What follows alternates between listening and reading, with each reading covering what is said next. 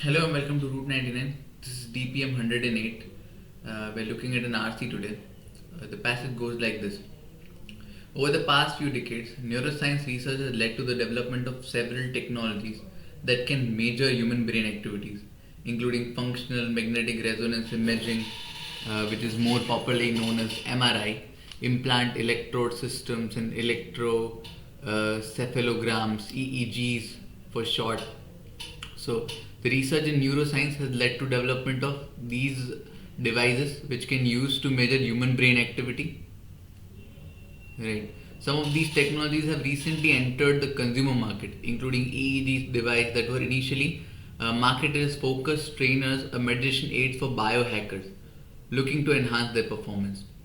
So these technologies, which were up until now exclusive to these biohackers who would use it to enhance their performance, has now entered the consumer market. Even normal people can access it now. However, technology giants such as Facebook, Snap, and Valve have recently acquired startups that develop neurotechnology devices to explore new ways to make use of the inner electrical conversation in our brain. Okay, so there are these technology giants, Facebook, Snap, and Valve. They have acquired startups that develop these neurotechnology, and they are exploring ways they can make use of these inner electrical conversation in our brains. So there is some neurological conversation between the neurons in our brain, the parts of our brain. They are trying to measure that. These devices promise to give users an alternative to standard interfaces such as mouse, handheld controllers, and touch screens to control computers. These devices that these startups are producing, they provide an alternative to standard interfaces. Like how do you control a computer using a mouse or a controller or touch screen? Now that these companies, by using these neurotechnological devices, they're trying to produce alternative to these conventional controllers. Right now you could control it with your brain maybe. They also collect real-time data about a person's neuronal activity, which could potentially yield a windfall for companies such as Facebook and Snap that have built their business model around data-driven advertising. So these technology also collect real-time data about a person's neuronal activity. So that could act as a good source of data for Facebook and Snap, which are companies based on data-driven advertising. Right now, you just don't have data to what they are. You just don't have access to the digital footprint, but you have access to their brain. So you know the best ad to present them. However, for the average consumer, these devices could also pose a new threat to data privacy. Of course, they would pose threat to data privacy. Now they have entered the brain directly. Companies that collect data on users' web activity and habits can use this information to identify target demographics for advertising clients and sell access to user information to third party businesses and researchers. Okay, so these companies can collect data on users so the companies until now they used to collect data on users web activities and habits. Now they can use this data collected from these neuronal activities to sort them better, to use this data to sell it to third party business and researchers. By tracking a person's brain activity in real time, developers can gain more reliable, precise, and personalized insights into an effectiveness than they could using other methods. Right? अगर they would start tracking a person's brain activity through these neural devices, they would they would have access to more reliable, more precise, and personalized insight over anything. They would be the most effective thing they would produce. The practice of measuring neurological activity to gain insight into consumer behavior known as neuromarketing. Okay, so the process which they are using, maybe now they have produced better devices to do that, but this process may have existed before this development as well, and it is called neuromarketing. So what is neuromarketing? It is the practice of measuring a person's neurological activity to gain insight into their behavior and to market them something. Has been around since the early 1990s. So far, neuromarketing methods have only been deployed in controlled research environments, and it is unclear how well they will work in the wild. So these techniques, these tactics, these neuromarketing tactics have only been used in controlled research environments, and we don't know if they are left into the wild. When will that happen? Well, these companies will launch their interfaces, will launch their devices, these devices which would measure a person's neural activity. So then they would be left into the wild, and when they will be left into the wild, we don't know how what would the reaction be, because up until now they have been only deployed in controlled research environments. However, social media platforms that are driven by ad revenue, such as Facebook and Snap, have been investing billions of dollars in virtual augmented reality technologies, and it is not difficult to imagine them integrating EEG signal collection into the suite of user data already being collected through head-mounted VR and AR devices. So the companies like Facebook and Snap, they are heavily investing in these virtual and augmented reality technology, and it is not hard for them to integrate an EEG signal collection device into it. And if they have done so, they would start measuring the neural activity of the user. And if they are successful in doing that, they are company based on data driven advertising, right? So now they have data of their neural activity, which is the best to show them any advertisement, right? So this represents uncharted territory and is laden with risk. The territory has become uncharted now. They can reach anyone and everywhere. Until now, it was a research deployed in controlled research environments. Neuromarketing metrics are produced from measurements of basal electrochemical reaction in person's brain, which are less a genuine measure of whether someone is interested in a product than they are. Okay. So neuromarketing metrics are produced from measurement of basal electrochemical reaction in a person's brain, which are less a genuine measure of whether someone is interested in a product than they are the neurological equivalent of a knee-jerk reflexes. So the neuromarketing tactics as of now use basal electrochemical reaction, which is not very effective. Right? It is not a accurate measure of whether someone is interested in a product or not. Right? Algorithm that optimizes advertising content based on neuromarketing metrics could potentially bombard users with most eye-catching stimuli possible, turning EEG integrated VR use into a bombardment of weapons-grade annoyance. Right. So now when they have access to their when so these companies would use this advertising content gained from analyzing their neural activity, and could potentially produce the most eye-catching stimuli, because now they have access to their basically their brain, so they know what to show them, and then could bombard them with weapon grade annoyance of advertisement, right? Now we read earlier that they would also integrate EEG in it, right, to measure their EEG, to measure their neural activity. Large scale neuromarketing could also have unforeseen negative consequences on data privacy. Of course, this large scale neuromarketing would have unforeseen negative consequences on data privacy. If platform companies like Facebook and Snap were to connect even rough measurement of a person's brain activity with already large stores of data they already record, it could provide them with much more complete image of the user than average person might be comfortable handing out. This would of course lead to concerns about data privacy. So if these companies like Facebook and Snap, they start analyzing a person's brain activity, if they start measuring a person's brain activity, that would give them the amount of data which a person might not be comfortable sharing, right? While neurotechnology device could revolutionize how users control computers, they also raise concerns about data privacy and potential misuse of neurological data in targeted advertising. So although neurotechnology has its pros, that it could revolutionize how we control computers, this would provide us interfaces beyond the conventional mouse, handheld controllers and touchscreen. But this also raises concerns about the potential misuse of the neurological data which would be used in targeted advertising.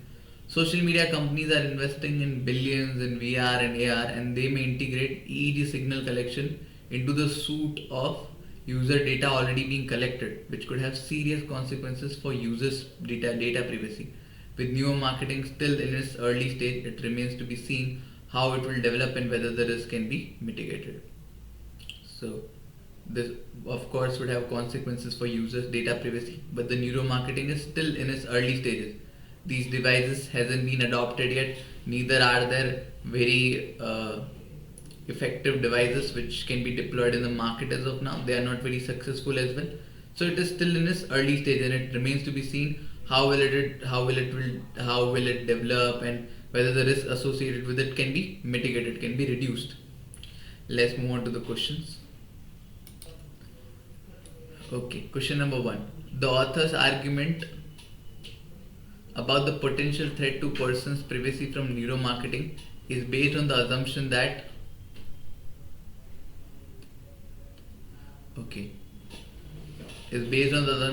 virtual reality and augmented reality technology do not track the activities and lead preference of their user.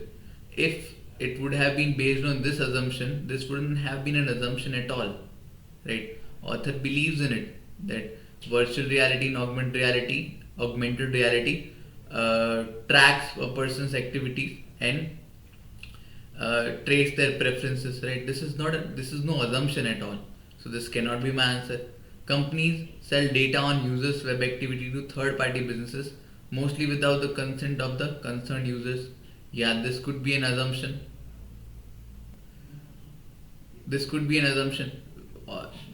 Author could only so far prove that they might be collecting data when author is concerned about a person's privacy. So he has assumed that the companies are selling data, right?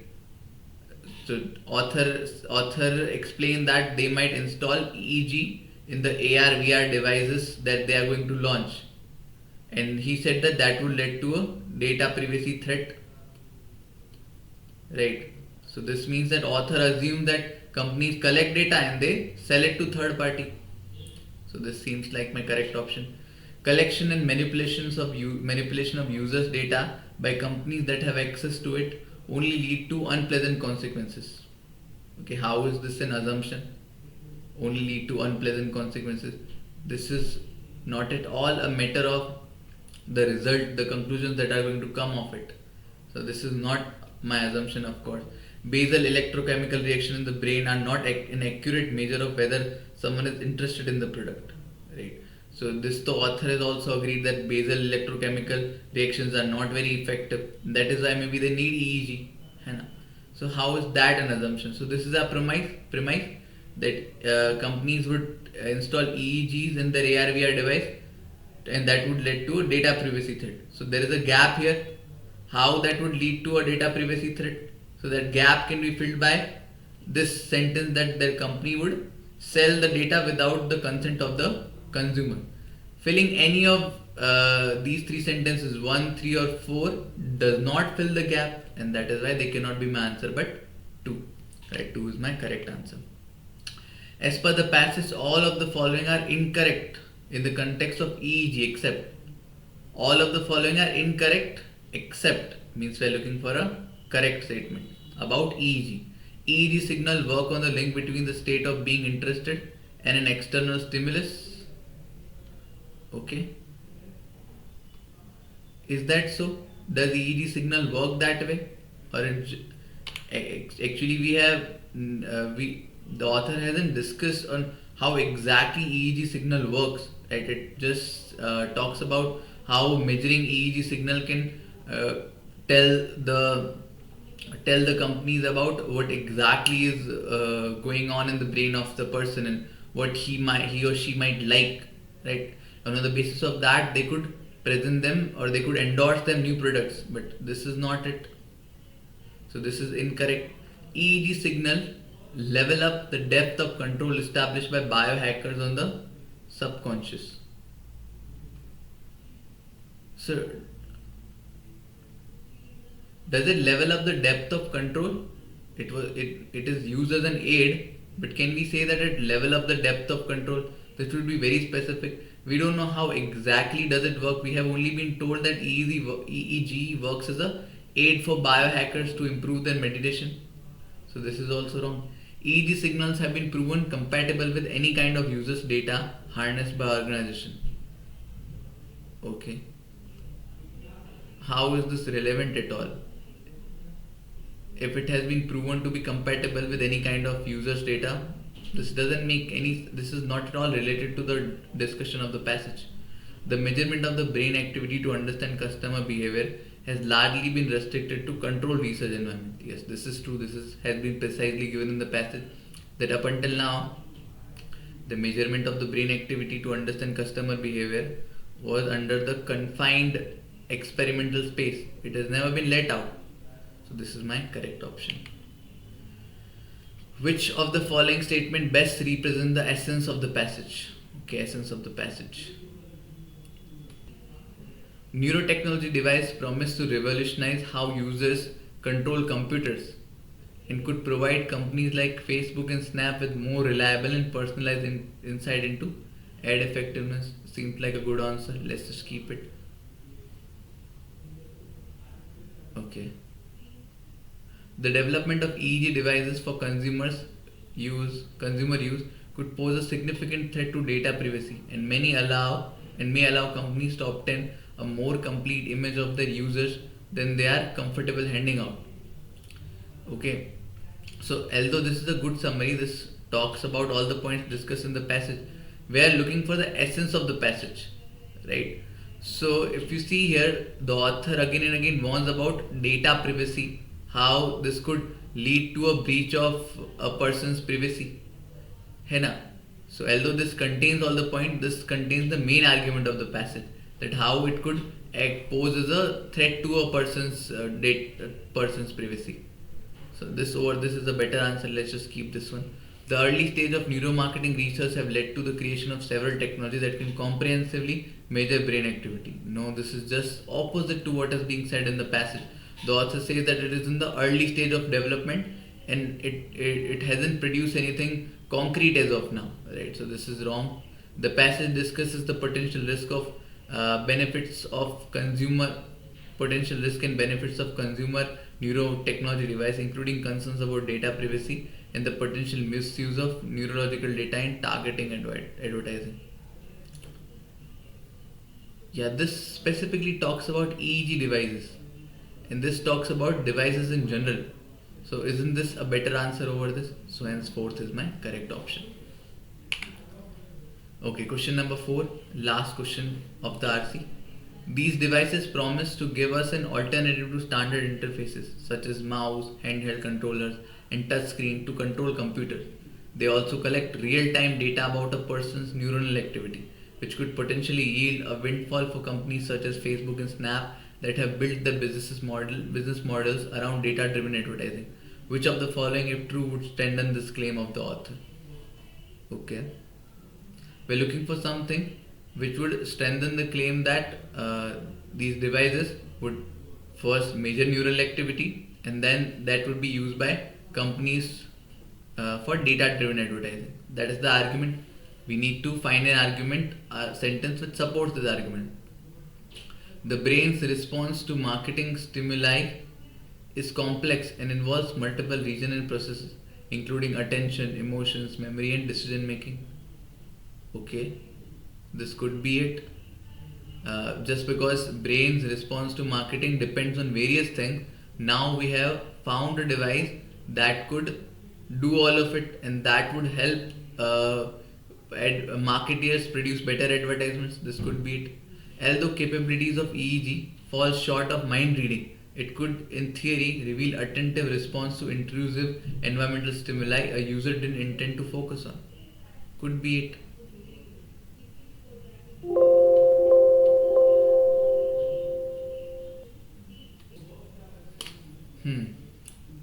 As of now, 1 and 2 are likely answers. The interpretation of the data generated by mind reading technologies is subjective, and different analysts may interpret the same data differently. If this is true, then this would, rather than supporting the claim of the passage, would negate it, right? So this of course cannot be my answer. Result of brain reading technologies like EEG are often measured in laboratory settings and may not capture the full complexity of the consumer decision making process. Again, opposite of it. No. So I'm left with only 1 and 2. So if I add a choice, if we have a choice between 1 and 2, if you see, 1 specifically talks about EEG, which has been quite the focus of the argument in the passage. Right, so that is why 1 over 2 is my better option and correct option. So that was the video, guys. I'll see you in the next one.